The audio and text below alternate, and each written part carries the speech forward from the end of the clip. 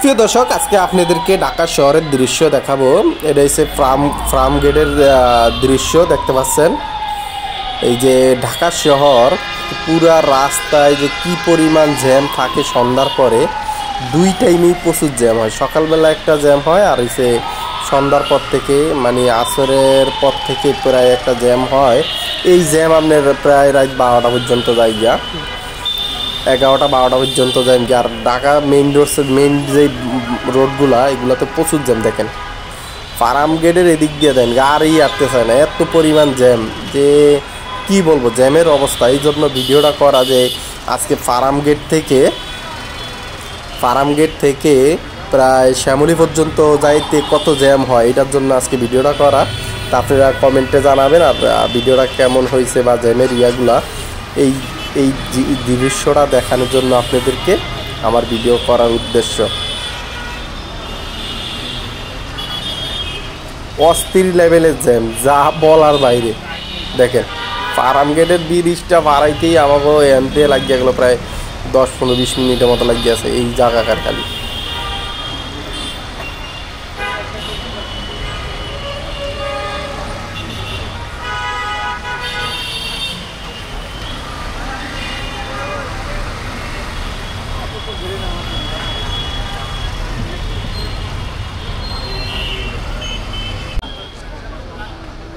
এই যে ফার্ম গেটের দৃশ্য,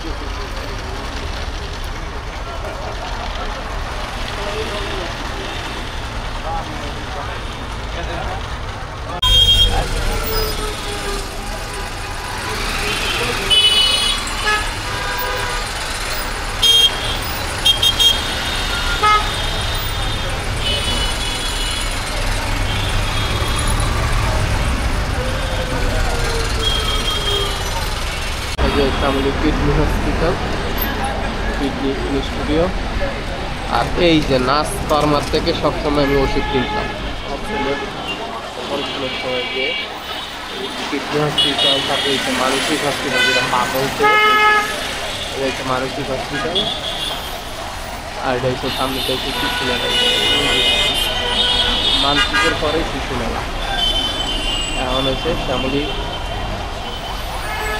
আছে। পুরো ঢাকা শহরতেই জ্যাম ভাই, সন্ধ্যার পরে সারাই যে প্রায় 12টার আগে আপনার এই শ্যামলী ঢাকা শহর ফ্রি হয় না।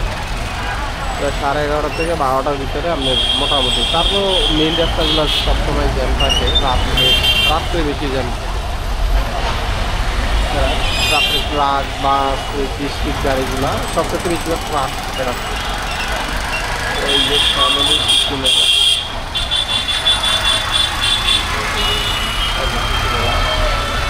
ঠিক আছে।